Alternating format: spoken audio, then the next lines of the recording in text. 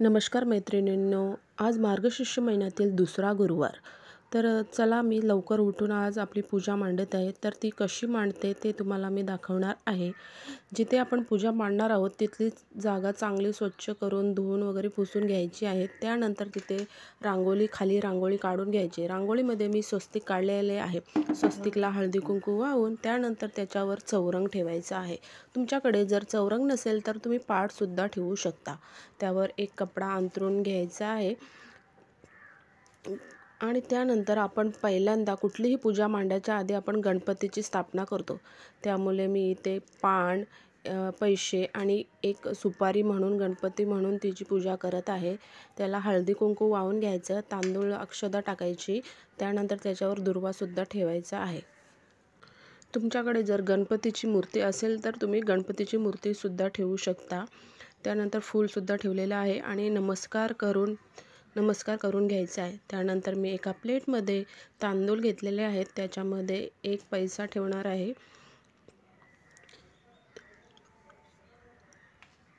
तुम्ही तांदूळ प्लेटमध्ये सुद्धा घेऊ शकता या तिथे तुम्ही खाली सुद्धा ओतून स्वस्तिक वगैरे काढू शकता. त्यानंतर आपण त्याला हळदी कुंकू लावायचं आहे. त्यानंतर मी कळश घेतला आहे. कळश चांगला स्वच्छ साफ करून त्याला पाणीमधून भरून घेतलेला आहे. त्यानंतर त्याच्यावर हळद आणि कुंकवाच्या 5 रेषा अंकून घ्यायच्या आहेत. आमच्याकडे अशा पद्धतीने मार्गशीर्ष महिन्याची पूजा केली जाते. त्यानंतर आपण कळशामध्ये हळदी कुंकू वाहून त्यामध्ये एक सुपारी, एक पैसा आणि दुर्व्याचे काही कळशामध्ये दुर्वा टाकून घेतलेला आहे. त्यानंतर आपण कलशाला सुंदरपैकी साडी नेसून घेणार आहोत. तुमच्याकडे जी अवेलेबल असेल ती तुम्ही साडी लावू शकता. साडी चांगली बांधून घ्यायची आहे. त्यानंतर मी थोडेसे याला दागिने सजवणार आहे आणि त्यानंतर पूर्ण देवीचा मुकुट वगैरे घातल्यानंतर मंगळसूत्र वगैरे घालणार आहे. तर तुम्ही पहा, मी इथे 2 डावांची सुंदर असं मंगळसूत्र घातलेलं आहे, चोकर घातलेला आहे ठुशीमध्ये. वरी कोरडा भाळ, काळा जोखडाची माळ, माझ्या रक्तात संभाळ, चालताना ग पाय पोळा पाय पोळा, मी लढणार बाळ, मी लढणार बाळ.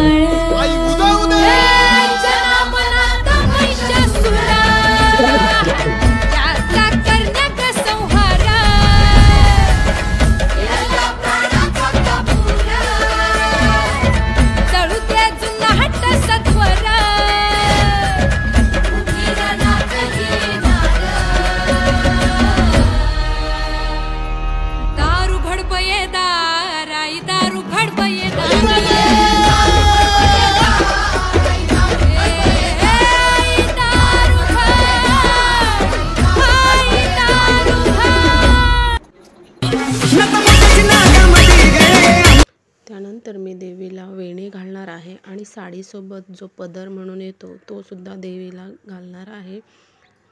त्यानंतर माझी देवी पूर्णपणे मी सजवून घेतलेली आहे दागिन्याने. आता पुढे आपण जो फोटो म्हणून येतो मंत्राचा, तिथे तांदूळ थोडेसे वाहून घेणार आहोत, त्यावरती फोटो ठेवणार आहोत आणि दुसऱ्या साईडला थोडेसे तांदूळ घेऊन तिथे गणपती आणि लक्ष्मीचे फोटो ठेवणार आहोत. फोटो म्हणजे माझ्याकडे मूर्ती होती म्हणून मी मूर्ती ठेवल्या आहेत. जर तुमच्याकडे फोटो असेल तर फोटोसुद्धा ठेवू शकता तुम्ही.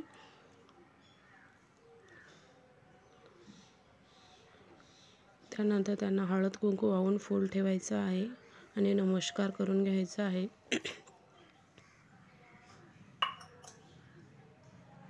त्यानंतर खाली अजून एक मी पाट मांडून त्यावर कपडा अंथरून घेतलेला आहे. देवीला नैवेद्य म्हणून खोबरा आणि गुळाचा प्रसाद ठेवलेला आहे तिथे मी. त्यानंतर एका कळशामध्ये, छोट्या कळशामध्ये पाणी ठेवलेलं आहे. त्यानंतर दूध आणि साखर मिक्स करून दूधसुद्धा ठेवलेलं आहे तिथे.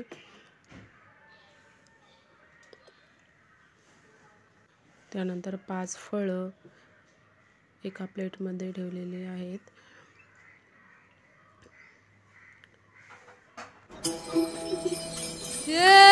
वरी कोरडा भाळ काळा जोखडाची माळ माझ्या रक्तात संभाळ चालताना ग पाय पोळा पाय पोळा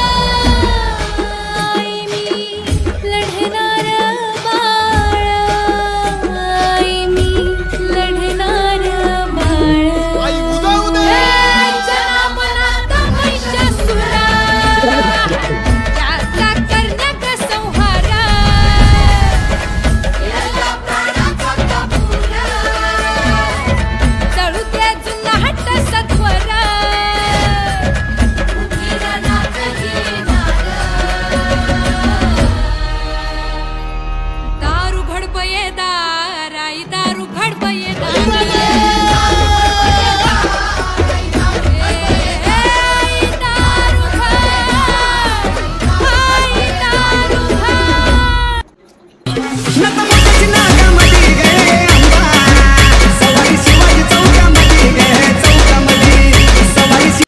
अशा प्रकारे मी पूजा मांडून घेतलेली आहे. बघा तुम्ही, सगळ्याकडून मी तुम्हाला दाखवण्याचा प्रयत्न करते. सुंदर अशी मी सकाळी मी पूर्णपणे पूजा मांडून घेतली होती. त्यानंतर संध्याकाळी मी पोथी वाचण्यासाठी बसली होती. तर तुम्ही सुद्धा पूजा मांडल्यानंतर पोथी वाचणे गरजेचं आहे. पोथी वाचल्यानेच पूजा आपली पूर्ण होते. त्यामुळे मी पूर्ण पोथी वाचून घेते. त्यानंतर आरती वगैरे करून नैवेद्याचा प्रसाद दाखवून त्यानंतर मी उपवास सोडवणार होती. घट भारी तुझ बिन संसारी अनाथ नाथे अंबे करुणा विस्तारी वारी जन्म मरणाते वारी भारी पडलो आता संकट निवारी